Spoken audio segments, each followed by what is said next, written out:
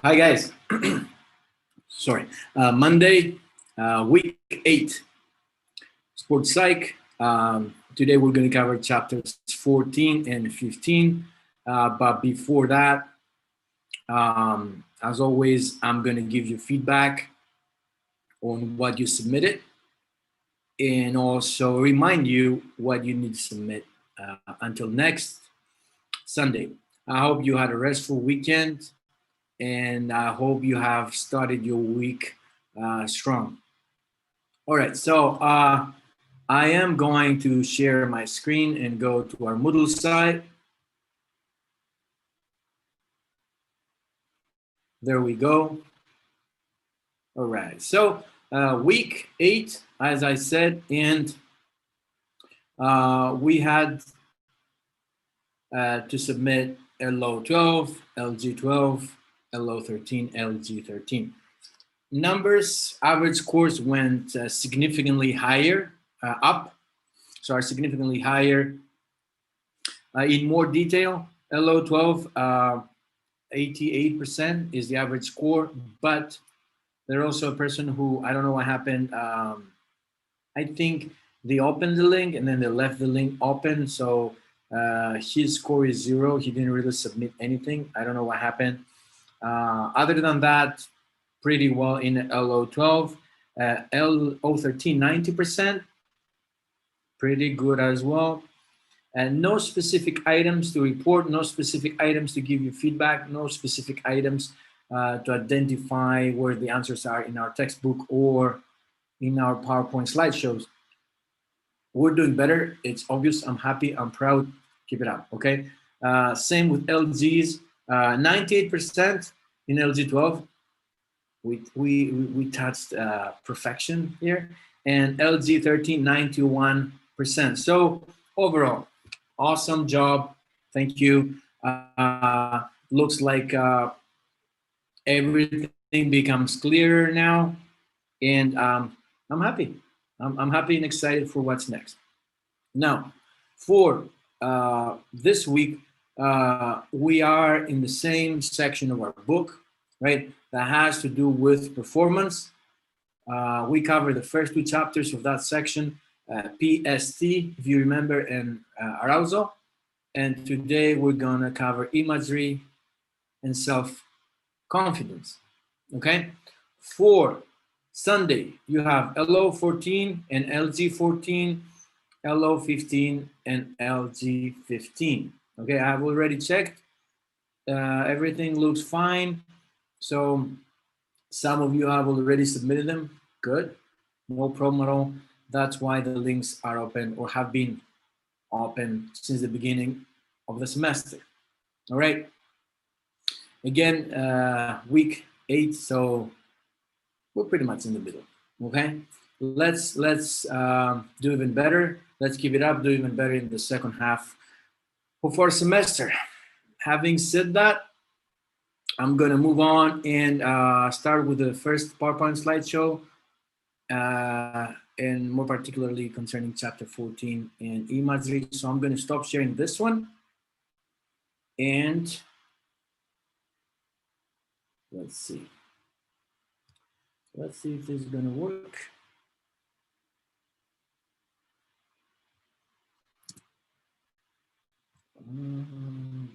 There we go. Okay.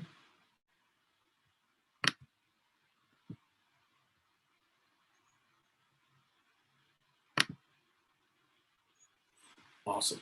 Okay. Imagery. Okay.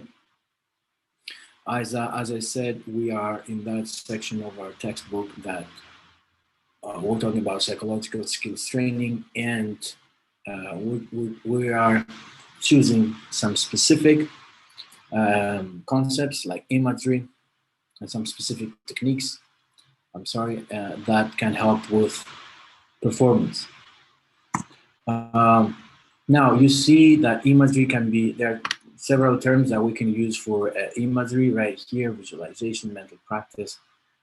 In general, we need to create something hasn't been done yet, or it has taken place, but we want to imagine it maybe taking a different turn. Maybe we're winning this time, right? Maybe we're finishing first this time. So it can be created or recreated. So if we like something, let's say we won the championship, we just keep playing that image or that specific instant in our head.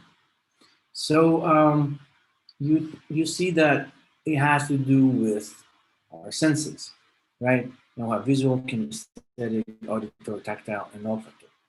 Now, let me give you an example. Visual, I think it's pretty self-explanatory. Kinesthetic has to do with the body and the movement, right? We have sound. So we have, you are in the stadium and you are imagining that you're LeBron James. You're imagining that you're winning your fourth NBA title and your NBA award, and you can actually hear the few people, there's no crowd now, but the few people that are in the bubble, right?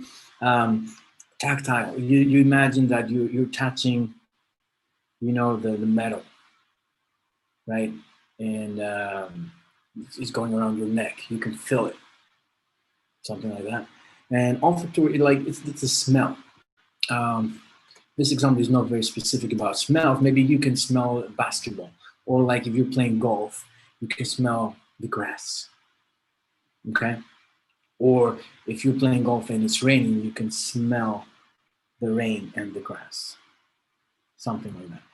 In general, as we will see in a little bit, and when we are in the classroom, we do fun activities, and I tell the students, we'll have a scenario, and I'm like, close your eyes, relax, let's do this, let's see how it works.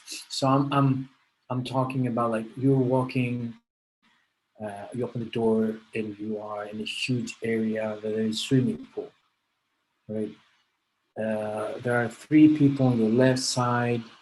You can see the flags above the swimming pool, the actual pool, right? You're not wearing any shoes.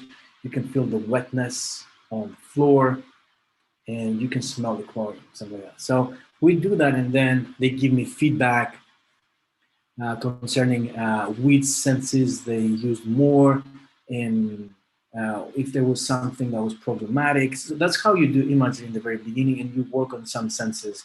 Also, you'll see in a little bit if it's internal or external. But for now, before we move any further, you should know that imagery is stronger and more efficient the more senses you can involve. Cool? All right.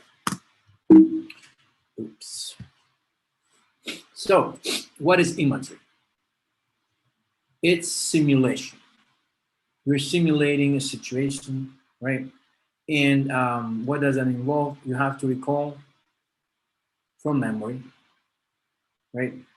If it's something that has already happened, or also you can recall from memory and put all these pieces together and create something new. It's images, right? So is there a sense, I said that the more senses you include, the better. Is a sense more important? It looks like, from what we know, that in athletes, the kinesthetic one, because there's movement, right? There's body movement, is very, very important. I'm going to talk about here. Those are the characteristics of the process, and the modality. We said the more the better. Is it internal or external? So you are experiencing something.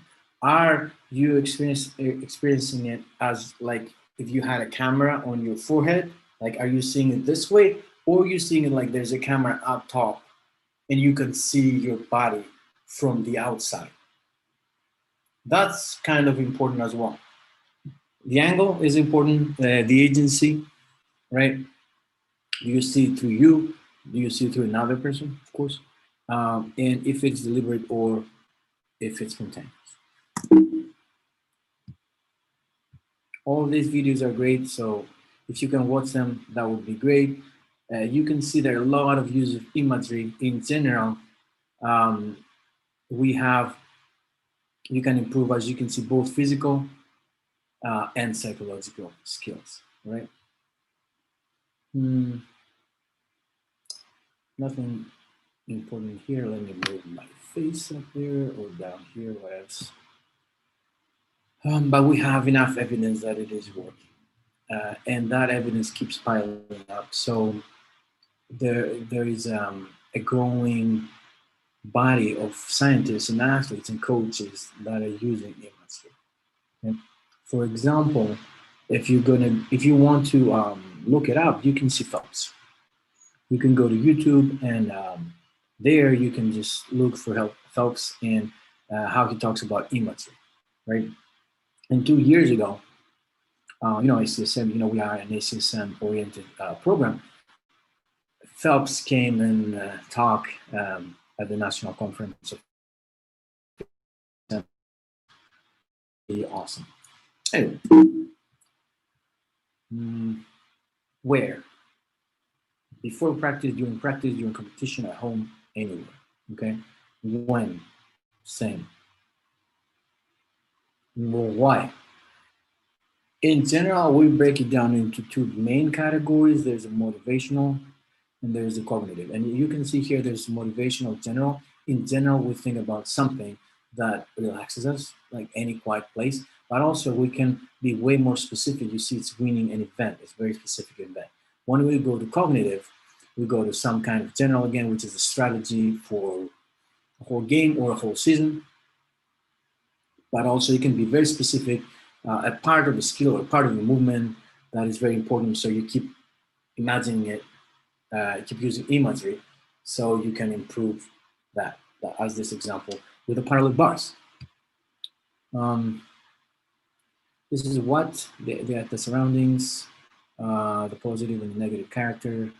You see all the different senses you can include, and the internal and external. And here I'm going to stop for a little bit and explain that again, because it's interesting. Again, internal is as if you had a camera on your head, so you see through your own eyes, right? So you imagine winning the NBA MVP award or a championship. You're LeBron James, but you see through your own eyes. So you see everything else around you, like as you would actually see it as if you were LeBron James. Now, in the external perspective, you see it through a camera, you see it through somebody else's eyes, like your wife's, your mom's, who knows, right? Is that important? I'll explain a little bit. There is some kind of connection, there is some kind of data, not a lot, but it's quite interesting.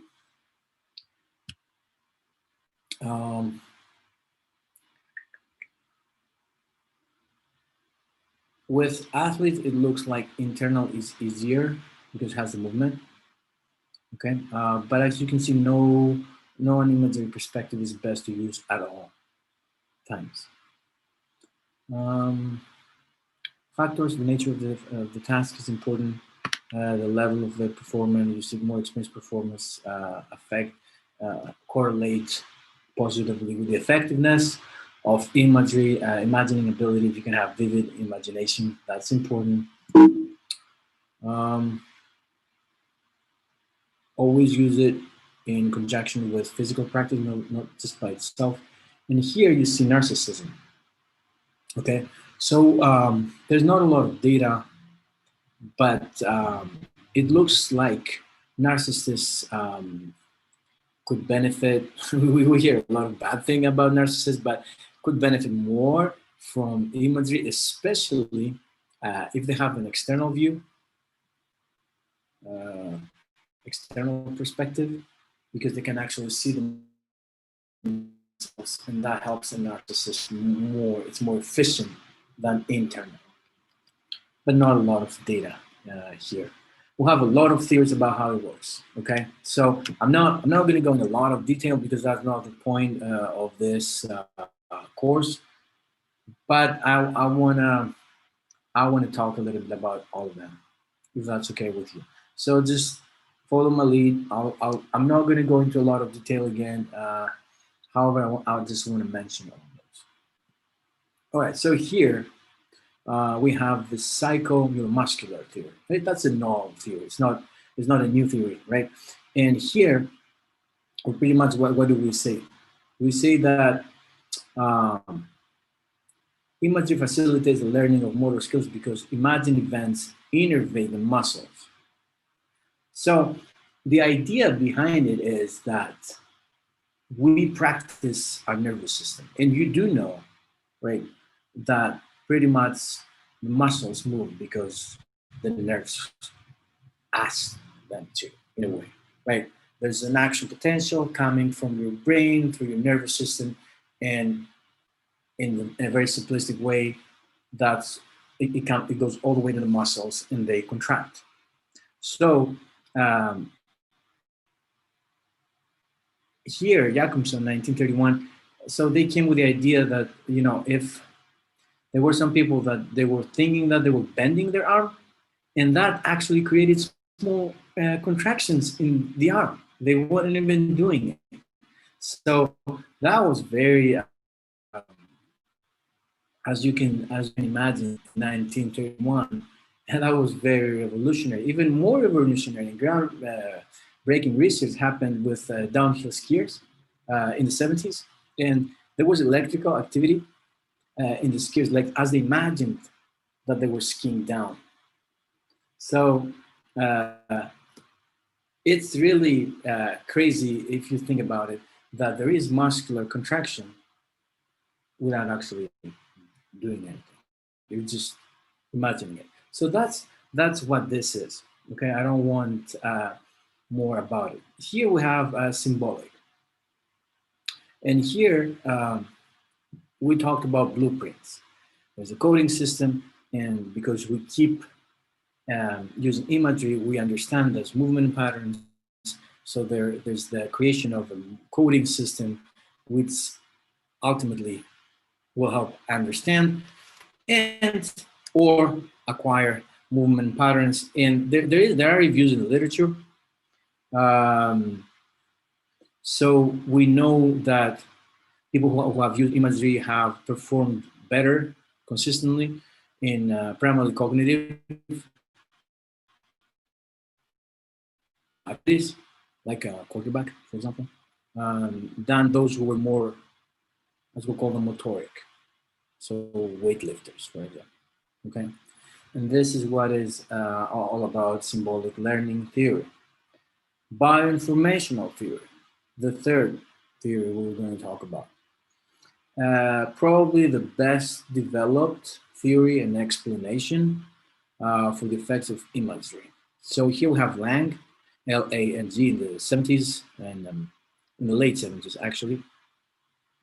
And here, what we're talking about is we have stimulus and we have response propositions. So imagine I use weightlifters. Imagine of a weightlifter, stimulus propositions would be, you know, him when using imagery, thinking about the people, the surroundings, you know, the noise, or how quiet it would be just before you actually do the movement. And the response proposition is the response of the lifter actually doing what he or she has to do after thinking or based on those stimulus propositions. So this is very interesting because, again,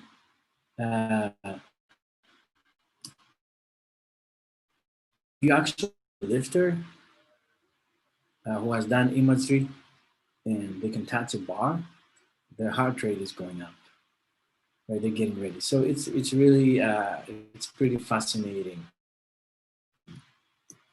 theory.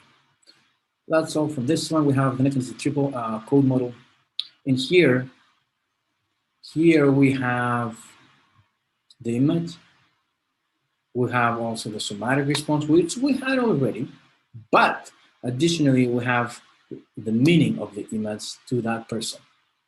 Okay, so this is the psychophysiology view that we have in psychology and the way we try to explain things and do research. So here, We have the image again, as I said, the somatic response, but also what does that mean to that person, okay? And you may see it as ISM, as that acronym. That acronym means, as we said, image, somatic response, and meaning. Now, we have some psychological explanations, the attention arousal set theory, so imagery helps with optimal arousal, and the psychological hypothesis that imagery enhances those feelings. Okay. I don't care about that much because, okay, vividness is important to imagery. That's all we need to remember from here. Controllability, learn to manipulate your images. So here, before that, we talk about just make them vivid, details. Just think about details. Just think about, just not like you're stepping on something. What is that something? How does it feel? Which leg, which foot is going to go? Everything. Just make it very detailed, like you're actually living it. Okay. That's very important if you want your imagery to be effective. Controllability, you have to manipulate the images. You can, like, let's say you ran that race and you lost. You can run that race in your head. Like, you actually ran the race and you lost. But then you're trying to run it again through imagery. You can't lose again. You know, you're going to win. You're going to manipulate the images. You're going to get what you need to get out of this. I hope that makes sense. In exercise settings, the technique, you can help with technique, with the routines, with the context, and of course, the way we think our body looks like, okay? So it can help with body representation or self-body image issues that we may have. All kinds of uses here. We're gonna talk about self-efficacy in a little bit, so I'm not gonna talk about it with right now. I don't care about the PED305 right now. These are, again, important aspects if you want to develop an effective imagery training program. We've covered most of those situations.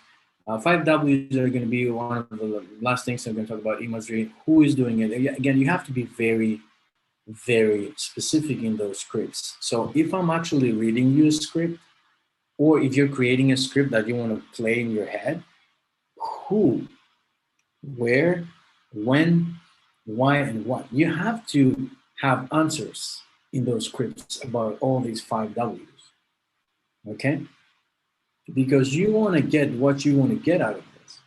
And again, you need to be detailed, but also you want to bring it where you want to bring it. Frequency, duration, and intensity, you can read that by yourself. When, we talked about when. One special time that we haven't mentioned so far is injury rehabilitation. Very important, as you understand. Because even if you can't move your left leg because your ACL is torn, right? You can imagine moving it, and that actually helps. Crazy, right?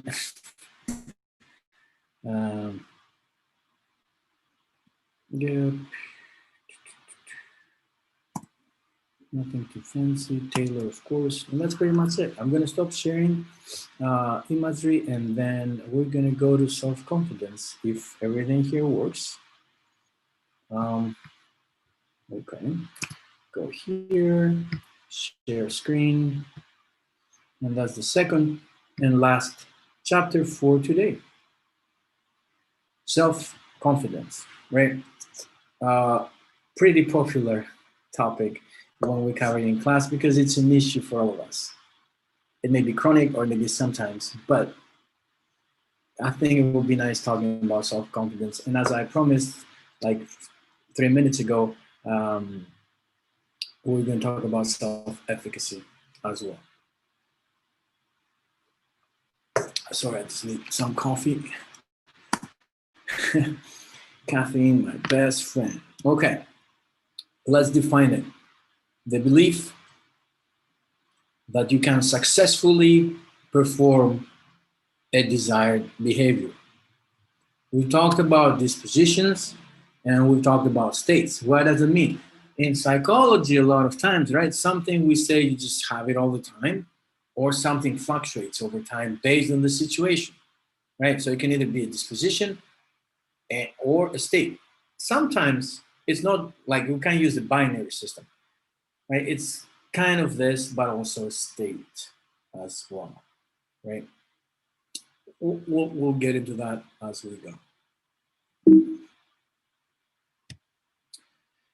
All right, so trait self-confidence, what does it mean?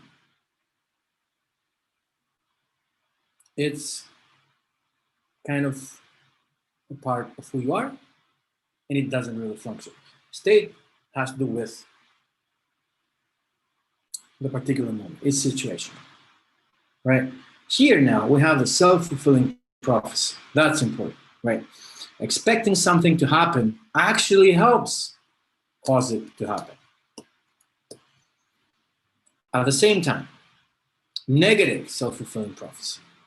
I'm never gonna win, I'm never gonna make, I'm never gonna clear that weight, and so like that's another thing that you're creating your own barriers now.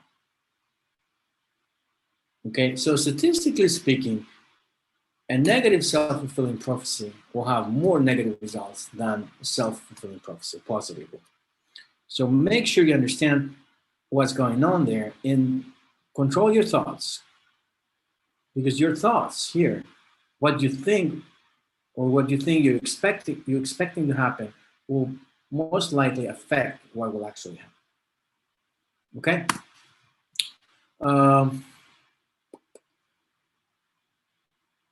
Nothing here. I don't care about that.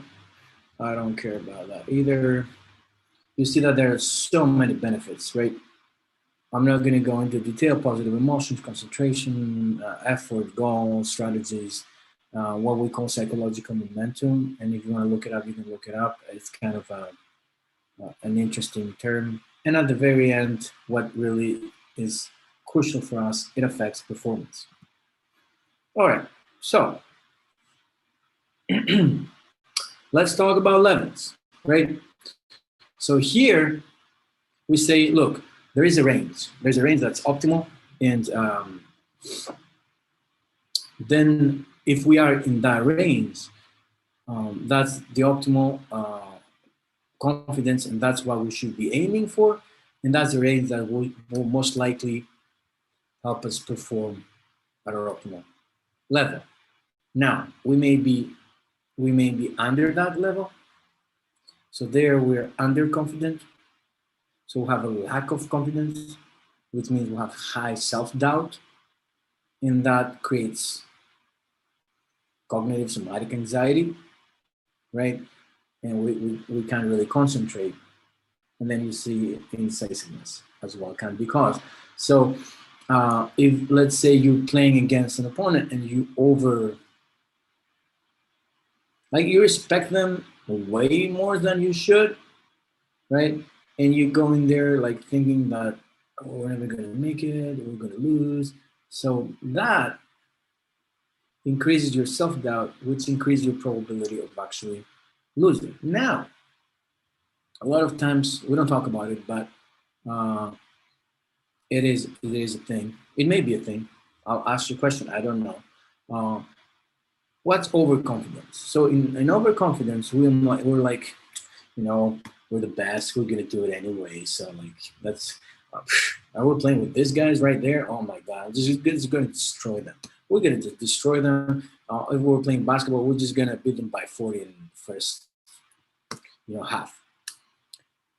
In cases of overconfidence, usually we underprepare. And when you underprepare, sometimes you lose. Okay? So you have, I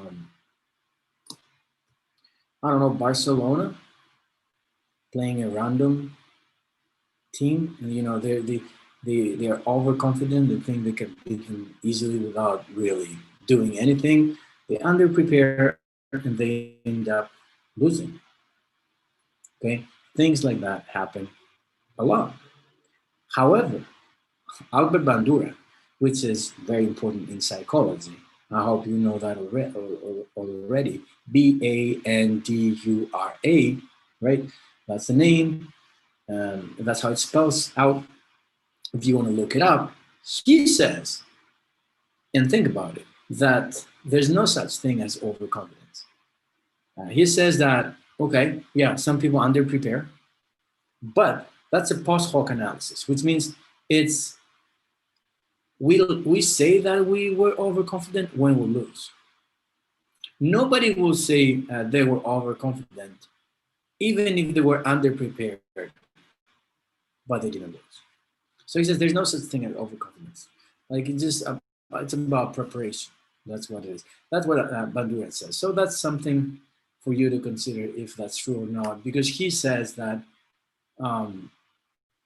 being called or characterized overconfident depends on winning or losing. So that wouldn't make sense.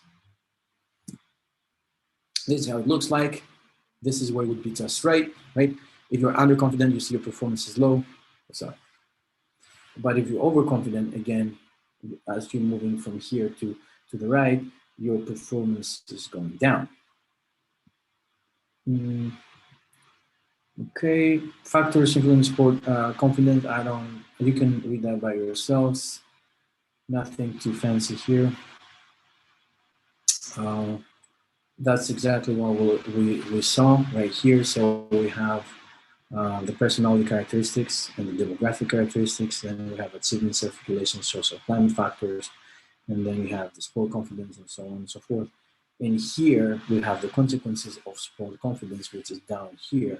And this is called A, B, and C, right? And it is hypothesized that athletes' level of sport confidence will affect how they feel.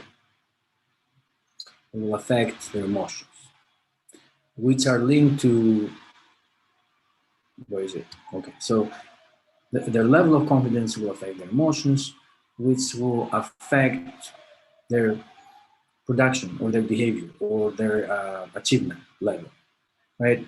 Which again will affect the use of cognitive resources or not. So, and that again will change their. So that's why it's called ABC. It has to do with confidence, how confidence affects emotions. Emotions affect what we're actually going to do, and what we're actually going to do will affect the cognitive resources we're going to use, like attentional skills and coping strategies and things like that. So if you ever see ABC, that's what it is. Okay, nothing really fancy here. Expectations affect performance. Okay, that's what I want you to remember, and that has to do with your coach's expectation. So we have student athletes in the classroom, in the class, and think about your coaches and what they expect from you. Does it affect your performance? Yes, it does. Yes, it does. Right. So here, a lot of times the coach, has some bias based on your gender, your age, your body size, so on and so forth. And then they do some kind of tests, and it could be a physiological test, psychological test, whatever. And then they have all that and they create expectations. They can be accurate or inaccurate. Inaccurate can be too high or too low. And then that will affect their behavior towards you. So how many times they're going to talk to you if they don't really care or they don't have high expectations? Less times, right? Or the quality. Are they going to really spend time giving you feedback if they don't really expect a lot from you? No. That has to do with interactions and instruction and feedback. Okay? And I hope you can think about these kind of cases in your own teams. And of course, their behavior will affect your performance, right? Definitely. Which will come back and be used here as a test from the coach to create their new expectations. So if they have too low expectations and here for some reason you perform awesome, they will come back here and use that and try to fix and make them more accurate. Same if they're too high and you mess up all the time, then that will be used again here as performance information to fix this. Well, I hope it makes sense. What else? All right. Self-efficacy theory, Bandura. Okay. This is important. I'll stay here for a while. Now, what is it? It's a perception. What is a perception? It's the way I see things. My perception can be way different than your perception. Okay, I want to make this clear. Which one is better? I don't know, and sometimes it doesn't matter. It doesn't matter at this point. At this point is we need to identify it first and then see how is that going to affect, in this case, your self-efficacy. So that's the perception of your ability to perform any task you may think, from clean and jerk to a marathon successfully. Okay? And a better way to think about it when you connect it with self-confidence, it's situational self-confidence. So self-confidence about a specific event, movement, whatever. All right. What else? Nothing here. All these are types of self-efficacy. The first one, it has to do with your regulating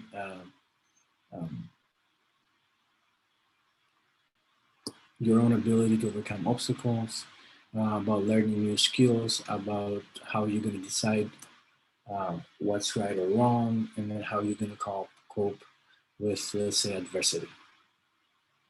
Here is two more. The self-presentation efficacy has to do with how you appear to others. Okay, and other efficacies, like it has to do with the perception of others. So the individual believes in the ability of others, so like your teammates or your coaches, and so on. All these are factors that are going to affect your expectations, and then the efficacy expectations, of course, as we talked about, are going to affect athletic performance. All these are sources of efficacy. If you have done something in the past, of course, it will increase your self-efficacy. If you haven't done it, it will decrease it. Vicarious experiences, modeling, which is you seeing others like live next to you or through videos or whatever, and you are learning from that, and that's called modeling. Okay. Verbal persuasion affects efficacy when somebody's pumping you up, right? In halftime, during halftime.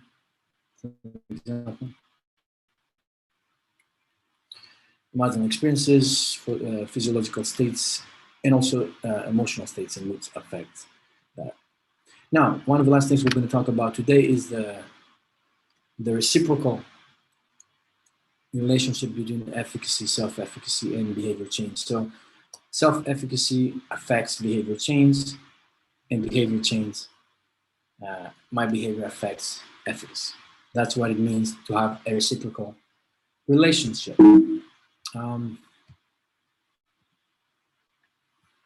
Nothing really here. I talked about modeling. Modeling can work really nicely. I know a guy who's in the Greek national team. He's a javelin thrower, and when he was an adolescent, he didn't have a coach. He just loved it. He was really strong, powerful, and his first national record, and that's the way he got into the national team. He accomplished all that by watching videos. Crazy but true. So, and all these factors affect modeling, right? But it is true that just seeing others, how they do it, can really help you. Nothing here.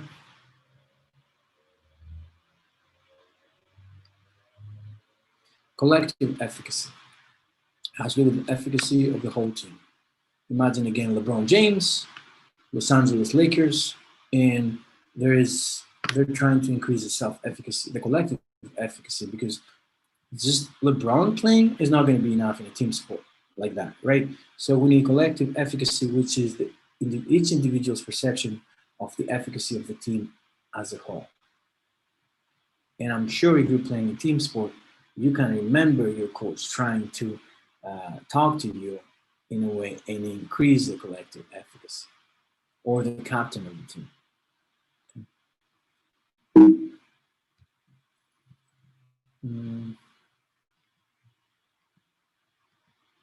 Nothing here. I don't care about that. We're done. Okay. 42-minute video, pretty well. 2 chapters. Again, I'm really satisfied with your performance in the last submissions. Keep it up. Looks great. Tomorrow, office hours from 8 to 12:30. If you want anything, you can email me. Please log in tomorrow. Let's talk. I'm here for you. I hope you know that. Have a great week. In the meantime, live intentional.